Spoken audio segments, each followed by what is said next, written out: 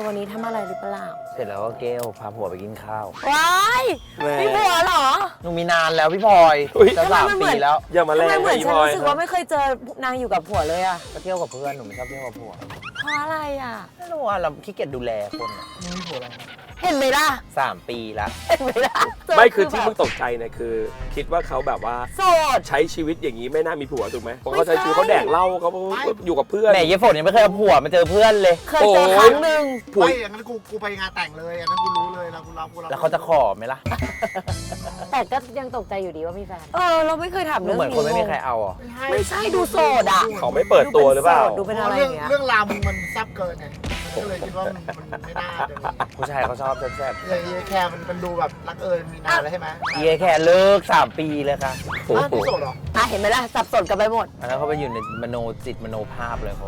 บอก ว่าแฟนยังอยู่ตลอด ใช่ก็แบบเดี๋ยวกลับแล้วแฟนรอกินข้าวกูมึงไม่มี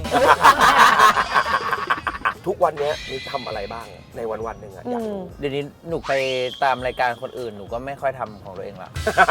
เป็นดาราละ ทำไม เป็นดารา ทำไมอะ ใช้ชีวิตเป็น ห ดา นู รา หนูเป็นคนทำอะไรต้องอยากทำอ่ะ เข้าใจ ใช่ถ้าไม่อยากทำก็จะไม่ค่อยแบบมันไม่ค่อยเลิศอ่ะ แล้วคอนเทนต์เรายังทำอยู่ไหมกินหรือ คอนเทนต์ แต่งหน้า คอนเทนต์กินไม่ค่อยทำแล้วเพราะว่าแก่แล้วหนูไม่อยากกินอะไรที่มันแบบ ที่ไม่ได้อยากกิน ใช่ แล้วอาจจะดูเรื่องสุขภาพมากขึ้นด้วยยังมีเขาแบบ ใช่หนูก็ไม่ค่อย healthy กินบุฟเฟ่ต์กินอะไรอย่าง เขา เงี้ยแล้ว เฮลตี้ขึ้ แต่ น อีหมวยอ่ะ ก็เป็นคนกินให้แทนไงใช่ก็เธอที่บ้านอ้วนมากล่าสุดไปขอซื้อบ้านข้างๆว่าคุณป้าจะย้ายเมื่อไหร่อะไรเงี้ยคือเพื่อนมันเยอะมากอะอยากทุบให้มันขยายใหญ่ๆเพื่อนมันมันจะได้อยู่ได้เพราะมันอ้วนแล้วมันอุดอัดหนูซื้อโซฟาที่ใหญ่มากใหญ่เนี่ยกว้างประมาณเท่ารถอะเนี่ยกว้างแล้วพับออกไปได้อีกอะคือบ้านหนูมีทางเดินนิดนึงอะก็เธอก็นอนเต็มกันไปหมด ก็เลยนานฉ่ำ ตอนนี้ใครอยู่บ้านบ้าง ไม่ได้อยู่เป็นขาจรแต่เหมือนอยู่ คือเหมือนแบบ คืออยู่ ให้เขา อยู่จริงๆอะคือหนูเมย่าแล้วก็แฟน แต่อีขาจรน่ะก็จะมาเหมือนอยู่เพราะว่าข้างล่างเป็นโซฟาใหญ่อะก็นอนไปเลยอะไรเงี้ย เหมือนแฮงเอาท์กับเพื่อนไง บาง ฟิล ที นั้น ค้างวันหนึ่ง2 วัน ใช่เป็นค้างเป็นแบบว่าอุ้ยแม่มีซีรีส์อะไรดูหนุกๆป้าก็มาดูนอนกันทั้งวันเลยใช่ ดูด้วยกัน ไม่หนูไม่ได้ดูหนูขึ้นไปนอน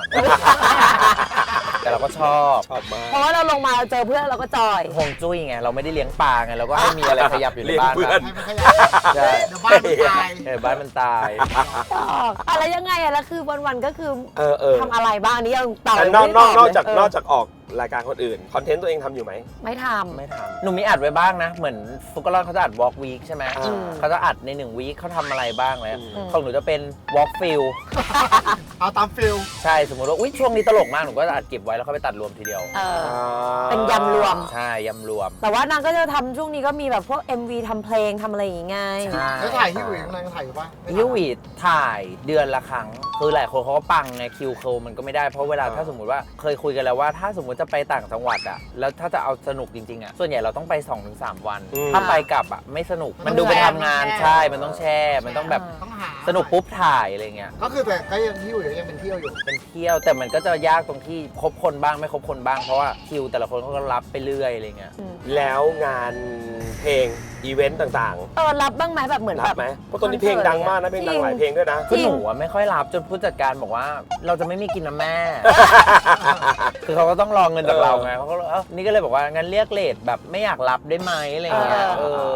แต่ถ้าสมมติว่าเขาตื้ออะไรอย่างเงี้ยก็จะเรียกไปแบบว่า400,000อะไรอย่างเงี้ย ให้มันไปเลย คือให้เขาตะลึงไปเลยอะไรอย่างเงี้ยใช่ ก็คือถ้าพี่บ้าจ่ายแล้วผมหนูก็ไปละ ก็บ้าไป ใช่หนูก็ไปอะไรอย่างเงี้ยพอหนูบ้าไปปุ๊บอะไรอย่างเงี้ยหนูเคยคุยกับเอิร์กไงพอหนูบ้าไปปุ๊บเอิร์กจะเป็นฟีลบอกว่าแม่ก็เอาเงินมาแบ่งหนูแล้วหนูไปด้วยได้ไหม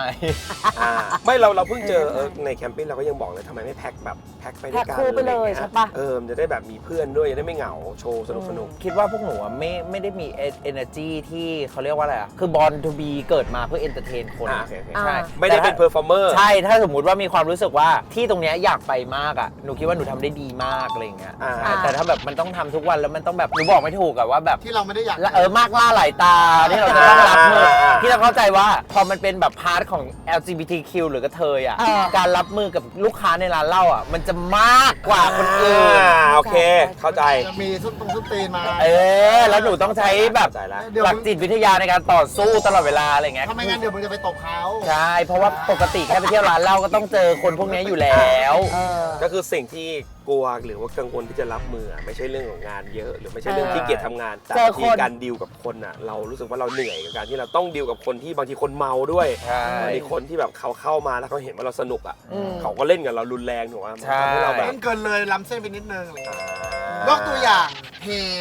เอมปิงมิก หนูไม่เคยมีเรื่องหมายถึงว่าเชียร์ อีสองคนเนี้ยเขาชอบมีเรื่องอีปิงเนี่ยเขาเป็นคนรักเพื่อน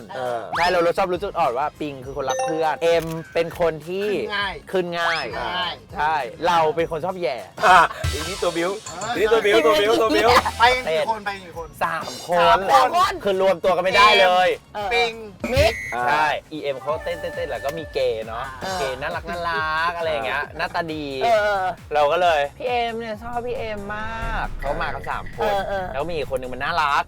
เราก็เลยแซวเล่นบอกว่าเนี่ยเต้นเป็นเพื่อนพี่เอ็มหน่อยพี่เอ็มหน่อยสิอะไรอย่างเงี้ย ตัวโชว์ เอ็มอะเองบ้างเล่นกันปกติอะไรเงี้ยแล้วมันจะมีเพื่อนมันอีเมาที่แบบว่าอุ้ยทุเรศทำตัวแบบนี้ร่างไม่สงสารผัวหรอหนูก็หันไปทีนึงก่อนแต่ไอเอ็มอ่ะ EM ขึ้นแล้วฮึบไว้ก่อนในใจ ฮึบหนึ่ง เฮียนี่ปากนี่ก็บอกช่างมันเถอะอีดอกคนเมาแต่มันไม่น่าพูดเลยเนาะ กูชอบขยักแรกคือ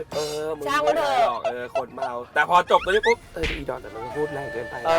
เขี่ยไม่ก่อนเขี่ยไม่ได้ และ EM ปุ๊บตัดภาพไปโอเคไม่เป็นไรเพราะว่าน้องคนนี้ยังน่ารักอยู่ยังคุยเต้นกันอยู่ปุ๊บพี่หันไปบอกอีปิงมึงได้ยินปะพูดออกมาได้ไงอีดอกเขาก็มีผัวก็รู้แต่หมายถึงมาเที่ยวมันก็ต้องรู้ปุ๊บก็เลยอีปิงบอกอีปิงมึงไปยืนข้างมันไปแบบกันไว้แบบกันไว้ปุ๊บอีเดนก็พูดขึ้นมาอีกว่าผิดหวังอ่ะอุ้ยทำไมเขาต้องทำแบบนี้อ่ะอุตส่าห์ชอบเสือกทำตัวละอะไรอย่างเงี้ยแบบแรงไปเรื่อยๆเลยอีนี่เขาก็เลยมองแล้วปุ๊บหันไปมองในร้านแล้วค่าปรับ30,000กูมีใจอยู่ดึงไว้นั่นมาบวชพูดว่าอะไรพูดว่าอะไรอีนั่นก็เลยตึกเล่นEMเดินมาบอกว่าแม่เพื่อนหนูเมาพูดไปเรื่อยแล้วทีเดียวก็เดินไปปุ๊บอีปิงบอกว่าก็ขึ้นแล้วพูดออกมาได้ไงพูดอยู่นั่นพูดไม่หยุดกูนับ1 ถึง 10 ถึง 20พูดอยู่นั่นโหมานั่งด่าเพื่อนกูอยู่นั่นจะเอายังไงแล้วหนุ่มก็บอกว่าอีปิงทำอะไรอ่ะก็อีนั่นแหละที่มึงบอกอ่ะมันพูดไม่หยุดเลยด่าEMอยู่นั่นหนูก็เลยหันไปอีนั่นก็เป็นฟีลแบบฟ้องเพื่อนแล้วก็ชี้ไปที่เราเลยอ่ะเราก็เลยทำเป็นท่ายิ้มแบบปวดล้อแบบยิ้มเจือนสักพักหนึ่งปุ๊บจากอีกคนที่ด่าเอ็มนะเดินมาหาพี่เอ็มก่อนพี่เอ็มพี่ปิงเขาจะดึงผมหนูเอ็มทำไงล่ะอุ้ยปิงไปทำอย่างนั้นกับเขาทำไมไม่เป็นไรนะลูกใช่แล้วอีปิงก็บอกว่าเอ้ากูดูเฮี้ยเลยดิกูปกป้องเพื่อนเนี่ยเป็นงั้นไปเป็นอย่างนี้ไม่ได้เหรอแล้วอีเอ็มเป็นอะไรก็ไม่รู้เป็นแรงดึงดูดคือเหมือนคนชอบมาหาเรื่องมันหรืออะไรก็ไม่รู้อะทำไมวะเหมือนลิงมั้งพูดถึงเรื่องเพลงหน่อยดีกว่านี่ตอนนี้ก็เป็นครูเพลงผมกับป๊อปปองกูลยกย่องก็เป็นครูเพลงหรอทำไมถึงบอกว่ายกย่องขนาดนั้นก็เป็นครูเพลงไงครูเพลงคือคนที่แบบเขียนเพลงแล้วแบบมีเอกลักษณ์เขียนเพลงดีแล้วเหมือนแบบเพลงของเขามันไม่ได้ไปตรงตามล็อกเหมือนแบบนักดนตรีที่มันต้องตรงตามล็อกถูกในแบบนั้นไม่รู้เรื่องดนตรีซึ่งมันดีไงซึ่งไม่รู้เรื่องดนตรีไงมันก็จะลำบากคนทำดนตรีแล้วแบบพี่เต๋ออย่างเงี้ยเต๋อ How to ทิ้งอ่ะก็ชอบมากชอบเพลงมิกมากบอกว่าแบบเพลงที่มีเนื้อหาแล้วดีใจที่มันมีอะไรแบบมุมแบบนี้บ้างพี่เต๋อผู้กำกับใช่เขาแชร์หนูเขาแชร์บอกว่าเป็นอัลบั้มที่เขาเพิ่งเคยฟังเพลงไทยอะไรเงี้ยหนูก็เลยบอกว่าเฮ้ยเรามันเทสพวกชายแท้อินดี้ปีลึกแล้วว่าคือดีใจแค่นั้นเลยนะคือแบบเฮ้ยกูเขาอยู่ในโลกของเขาได้แล้วอินดี้ปีลึกแท้แต่มันก็ดีไงมันจะได้แบบว่าเหมือนมีสีสันในวงการเพลงบ้างใช่ไหมใช่คัลเลอร์ใหม่ๆล่าสุดแบบว่าปกติเมื่อก่อนไปเดินตึกแดงเนี่ยจะไปเช็คเรตติ้งโดยการเราชอบอัปเดตเสื้อวงแล้วต้องไปเดินแบบว่าช่วงนี้เขาใส่อะไรให้ผู้ชายมันว้าวเราให้มันชมว่าเราเท่ให้เรามันเท่เราอยากอินดี้อ่ะแต่เดี๋ยวนี้จะเป็นพวกชายแท้ที่วิ่งเข้ามากรี๊ดบอกว่าผมฟังทุกวันแล้วเต้นท่าอย่างเงี้ยที่สุดแล้วเรื่องจริงใช่แล้วเมียภูมิใจเมียเป็นชนีก็บอกว่าใช่แฟนหนูเต้นทุกวันเลยพี่ในใจเราก็แบบว่าดูไว้ดีๆเผื่อผัวอยากเป็นฟ้าแล้วไอเดียส่วนใหญ่เวลาเขียนเพลงนี่เอาไอเดียมาจากไหนอะส่วนใหญ่อย่างฟ้ารักพ่อจริงๆอ่ะหนูไปนั่งร้านเหล้ากับเพื่อนหนูชื่อฟาราดาเขาเป็นคนชอบฟังลูกทุ่งมากคือเบสเป็นคนโคราชอ่ะหนูก็เป็นคนชอบร้องลูกทุ่ง ชอบร้องกันแล้ววันนั้นหนูไปนั่งฟังเพลงแล้วเหมือนเพลงแม่พึ่งมาเหมือนนักร้องเขาร้องเรารักกันชอบกันด้วยใจคล้องอะไรทำไมต้องเอามาฝากอะไรเงี้ยหนูนั่งคุยกับเพื่อนบอกอุ้ยเพลงอันเนี้ยมันดีเนาะเพลงแม่พึ่งอะดีทุกอันเลยเนื้อเพลงมันซื่อมันตรงมันแบบไม่ต้องสื่อเยอะมันไม่ได้ต้องเกี่ยวกับความรักอะหนูว่าคือเพลงส่วนใหญ่อะถ้ามันจะแมสหนูมีความรู้สึกว่าเรื่องรักเรื่องอะไรเรื่องเหงาที่มันคนรู้สึกกันอะไรอย่างเงี้ยแต่หนูมานั่งวิเคราะห์แล้วเพลงแม่พึ่งอ่ะพูดไปเรื่อยอ่ะมันก็ตั้งแต่โยกอ่ะแต่มันแมสหนูก็เลยบอกว่ามันเพราะอะไรหนูก็เลยบอกว่าอ๋อแล้วเพลงพวกเนี้ยจริงๆแล้วอ่ะมันทำมาให้นักร้องกลางคืนกับนักร้องคาเฟ่ร้องเพื่ออ้อนแขกอ้อนอะไรอย่างเงี้ยหนูก็เลยมาตีความว่าถ้าเราจะอ้อนป๋าเราจะอ้อนยังไงให้มันดูแบบเข้ากับเพลงของเราที่มันไม่ใช่ลูกทุ่งเพราะเนื้อหาลูกทุ่งมันต้องซื่อหนูก็เลยนั่งนึกว่าแบบแล้วฟ้ารักพ่ออ่ะมันเป็นหนึ่งอันอ่ะที่หนูพูดกันมาตั้งนานโดยที่แบบยังไม่เชยอ่ะพูดได้อยู่ใช่หนูก็เลยเอามาตีความเป็นปลาละพ่อเป็น My Sugar Daddy แล้วทำไมถึงต้องเป็นพี่ยุ้ยมาฟีดเพราะว่าหนูฟังเพลงแม่พึ่งเสร็จหนูมาฟังเพลงพี่ยุ้ยหนูมีความรู้สึกว่า2คนนี้ยังเป็นมีเพลงที่อ้อนป่าอยู่อย่างเช่นแปะซาปลาช่อนตัวใหญ่แล้วมันเกิดมาจากความบังเอิญด้วยหนูอ่ะร้องแล้วหนูบอกว่าท่อนนี้ยังไงมันก็ต้องบิดทำนองให้แรปแหละเพื่อให้มันสนุกขึ้นเรื่อยๆแล้วหนูกำลังหาอยู่หนูก็ไปอัดกับน้องเบนวงลัสอะไรเงี้ยแล้วหนูก็แบบใครที่จะมาแรปดีวะน้องก็บอกงั้นเดี๋ยวผมเว้นไว้ก่อนแล้วบีทประมาณนี้นะแล้วเดี๋ยวพี่ค่อยไปใส่เอาแล้วหนูก็ไปกับพัมกินแล้วหนูก็ร้องขึ้นมาว่าแปะสะปลาช่อนตัวใหญ่ต้มยำน้ำใสเด็กชอบนี่พัมกินบอกรอดแล้วแม่ไม่โทรหาเขาล่ะนี่ก็เลยบอกว่าคือพอเขาเป็นนักร้องลูกทุ่งอะคำเขาอะกลัวมันจะงับไม่ทันอะเพราะมันมีโอมากาเซเทเบอร์ชั้นดีอะไรเงี้ยหนูก็เลยลองโทร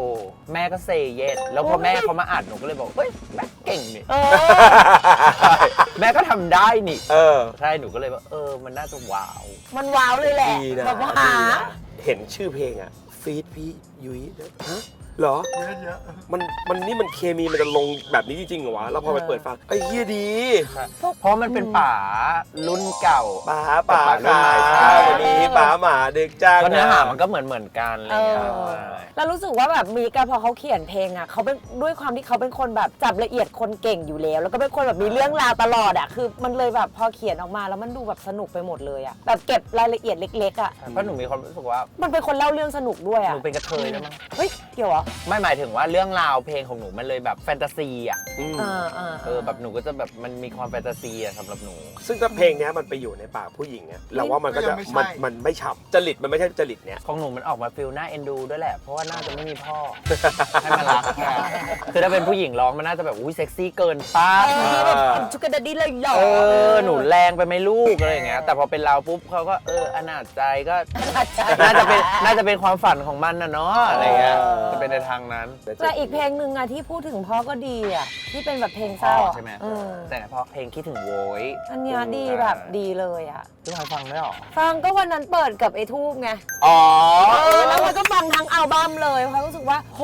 มิกมันทำเพลงเก่งเหมือนกันนั่นนี่คิดถึงโว้ยก็หนูเขียนแล้วหนูร้องไห้ไปแบบแล้วก็แบบไม่ได้อ่านอะไรเงี้ยเพราะทุกคำที่เขียนแบบเรารู้สึกใช่ตั้งใจแบบแต่งให้พ่ออะไรเงี้ย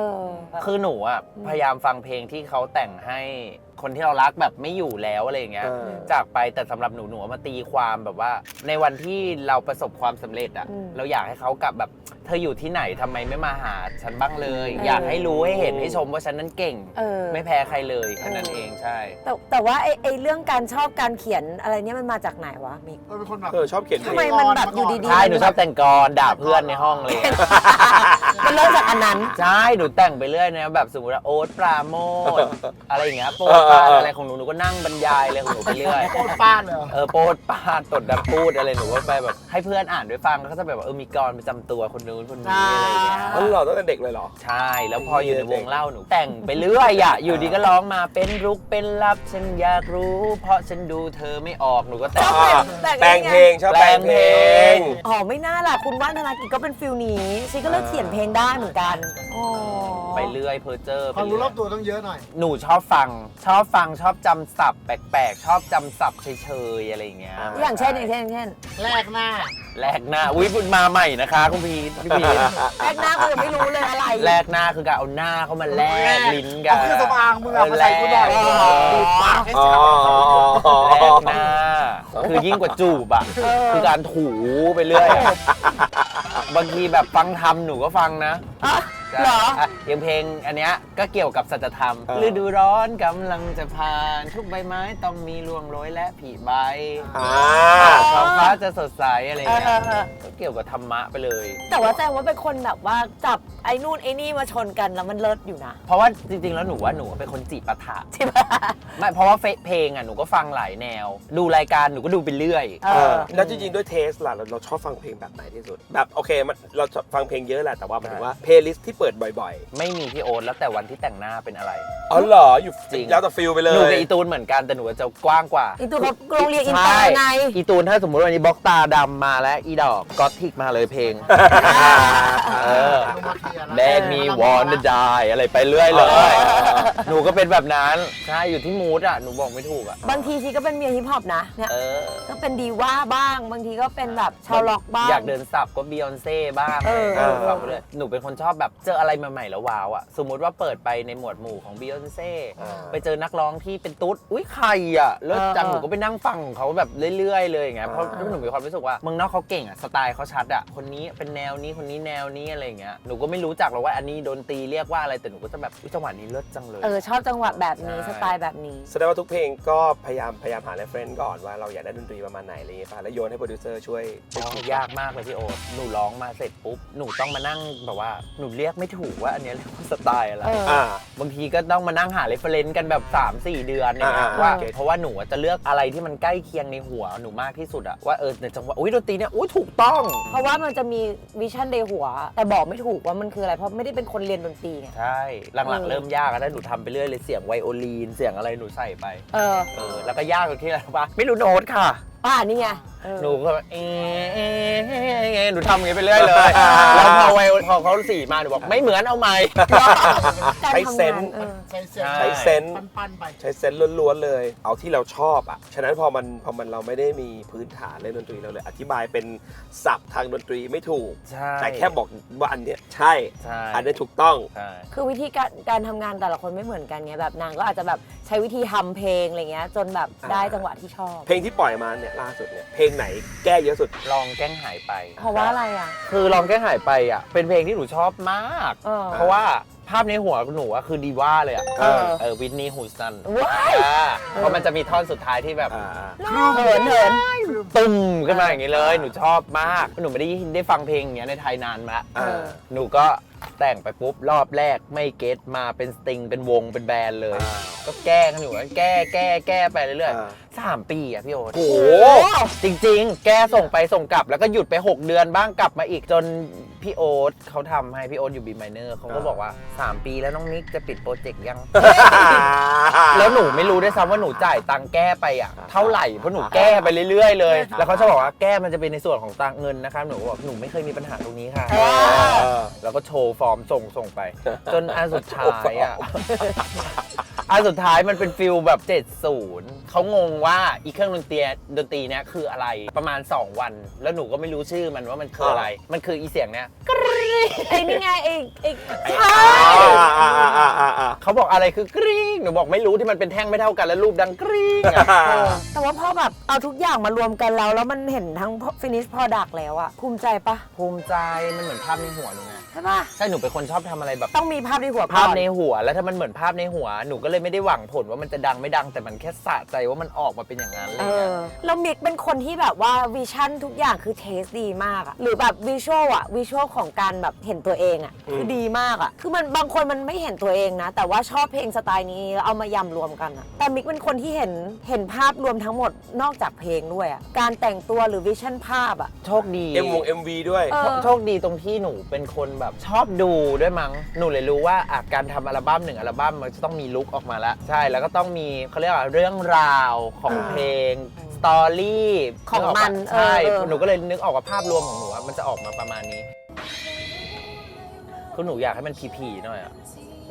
แต่ตอนอัดตอนอะไรเงี้ยคือใครไปคุมไปช่วยคุมอะ ไปเองคนเดียว คนเดียวเลย ใช่ ก็โปรดิวเซอร์ช่วยดูตอนอัดอะไรอย่างงี้ใช่ไหม คนนี้คือเป็นแบบคู่มือเราอ่ะ อะไรนะคะ คนที่ชื่อ B minor นี่คือเป็น ใช่ค่ะเขารู้ใจสุดเพราะว่าเขาไม่วีดหนูเวลาหนูแบบแก้เล็กน้อยอะไรไปเรื่อยใช่หนูแก้ได้ทุกวันเลยอะ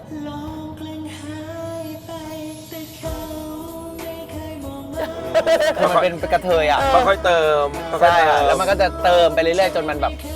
อ่า ซึ่งเพลงเนี้ยมาตอนแรกแค่นี้ ต่อมาแค่ท่อนบิว ใช่ มาท่อนแบบท่อนม็อบ แล้วหนูก็แต่งเพราะแต่หนูอยากแต่งให้มันภาพของหนูมันคือแบบเหมือนสวนสนุกผีอ่ะ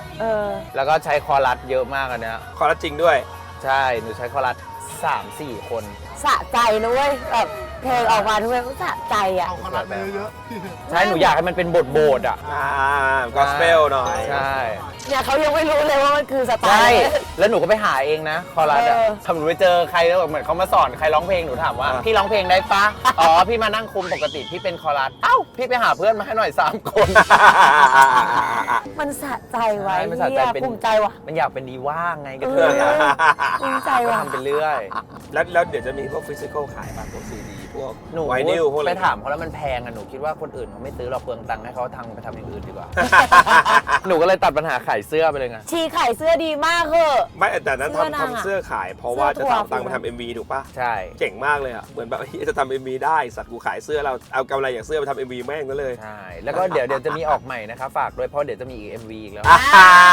อันไหนเพลงไหน เพลงอันเนี้ยค่ะ โอ้หน่อยแฟนเก่าถ้าหากว่าชีวิตนี้มีเธอเป็นเส้นชัย ต้องแหละเพลงนี้โคตรดัง ๆกูชอบเพลงเช้า ไม่น่าเชื่อว่าคุณมิกจากตรงนั้นมาเป็นแบบนี้ มาเล่นอ่ะ อ๋อ ถ้าไม่มีฉาก ไม่มีฉาก ก็เลยนะ เอา แต่เป็นเพลงนี้ดีจริงนะ เพลงเพอ อันนี้นหนูแต่งตอนหนูอยู่โรงพยาบาลเนี่ยจะตุยไง นางเป็นนี่ไม่ หนู ส เป็น บา โรคตั ย บไงที่หนูเคยบอกพี่ ใช่มันก็เลยอยู่ที่เราไปพักใหญ่เลย ใช่ ชีเป็นตัวเหลืองเหมือนพี่โอ๊ตเลย แต่หนูแบบเกือบ 4,000เนี่ยหมอบอกว่าเดี๋ยวจะขอเบิกญาติได้ไหมคะแล้วก็โทร เฮ้ย เจอแล้วหนูก็บอกว่าอันนี้ หมายค ป๊อ วาม ป ว่า หรือ ไง เปล่าแล้วก็ถามหมอเขาบอกว่าไม่ตลกนะคะหนูบอกหนูก็เลยถามว่าเนี่ยถ้าสมมติตับวายมันคืออะไรเขาก็เลยบอกว่าก็คือหลับไปเลยอะค่ะคุณวันเฉลิมหนูก็เลยบอกอ๋อก็ไม่เจ็บแต่หมายถึงว่าโมเมนต์นั้นนะเพื่อนมันก็อยู่แบบมันก็เล่นตลกให้เราดูอะ เออ ก็ยังขำได้ปกติอะไรเงี้ยหนูก็เลยบอกว่าอุ๊ยถ้าตายไปคงคิดถึงโมเมนต์นี้เนาะบรรยากาศแบบนี้เนาะหนูก็เลยเพอเจอร์ของหนูไปเรื่อยเพราะว่ากึ่งหลับกึ่งตื่นยังไม่อยากหลับเผื่อหลับเลยก็เลยแต่งไว้ก่อน เผื่อใครมาเปิดเจอในโน้ตเราแล้วแบบว่าอุ๊ยนี่เขียนอะไรไปเรื่อยอะไรเงี้ย แต่ MV นี่ก็เจ็บปวดเนาะ ใช่ค่ะ เจ็บปวด คือหนู มาก อ่ะ จะปวดมาก ด้วยความที่หนูบอกกับน้องเตี่ยวที่เขาเป็นผู้กำกับว่าแบบอยากจะทำ MV ออกมาบนรถ1 คัน อืม ที่นั่งไปแล้วระหว่างทางอ่ะเหมือนชีวิตคนอ่ะ คือมาด้วยกันยังไงก็แล้วแต่สุดท้ายแล้วมันจะมีคนลงระหว่างทางเสมอ คือหมายถึงว่าไอ้รถคันนี้มันมีจุดมุ่งหมายแต่ว่าจุดมุ่งหมายแต่ละคนอ่ะอาจจะลงไม่ได้ที่เดียวกัน ใช่ค่ะ แล้วเขาก็เลยบอกมันเล่ายากมากเลย เพราะว่ามันต้องบิ้วหนูบอกว่าเล่าไม่ยากหรอก ถ้ามึงเอาคนจริง ๆ มาเล่นอ่ะใช่แล้วก็หนูก็เลยติดต่อพี่แดนนี่มิลกี้พี่เบิร์ด เออ เก๋ไก่ใช่แล้วก็พี่นิวพี่จิ๋วแล้วก็บรรยากาศอบอวลด้วยหนูเศร้าเลยอ่ะหนูปวดหัวเลยอ่ะ หนูนั่งอยู่หน้ามอนิเตอร์อ่ะ มันทะมึนเนาะ ใช่หนูบอกว่าช่วยเลิกบิวได้ไหมเดี๋ยวถึงซีนตัวเองตาแดงอีก แต่สวยมากเลยอ่ะ ตอนฝนมาตอนแบบน้ำอ่ะเปียกๆ เชื่อปะ สุดๆอ่ะ หนูร้องแบบถอยหลังนะ เอ้าเหรอ เพื่อให้ฝนย้อนถ่ายออกมาไม่รู้เลยว่าฝนย้อนอีดอกกูซ้อมทั้งคืน อ๋อเพราะว่าต้องร้องกลับ แล้วปากเป็นแบบ ใช่ควงทำไมปากเป็นขนาดนั้นวะ ปากย้อนเพื่อให้กลับมันย้อนกลับมาตรงคำไงเห็นไหมหนูเป็นกระเทยหนูชอบชาเลนจ์ตัวเองไปเรื่อย เลิศเกิน ถ้าไม่มีฉันอยากจะรู้จริงๆว่าเธอจะอยู่ได้หรือเปล่า แล้วเพลงนี้เขียนนานไหม ๆไม่นานค่ะ เพลงไหนเขียนนานสุดครับในอัลบั้มนี้ ปลาละพ่อนี่แหละ อ๋อเหรอ ใช่เพราะหนูอ่ะบางคำมันใส่ไปมันแปลกอ่ะ อ่า ขนาดตอนแรกหนูใส่ไปแปลกหนูก็ฝืนนะแบบ ถึงแม้ว่าป้าจะแก่ไม่ได้ที่อ่ะมันแปลกนะสำหรับเราถึงแม้ว่าป้าจะแก่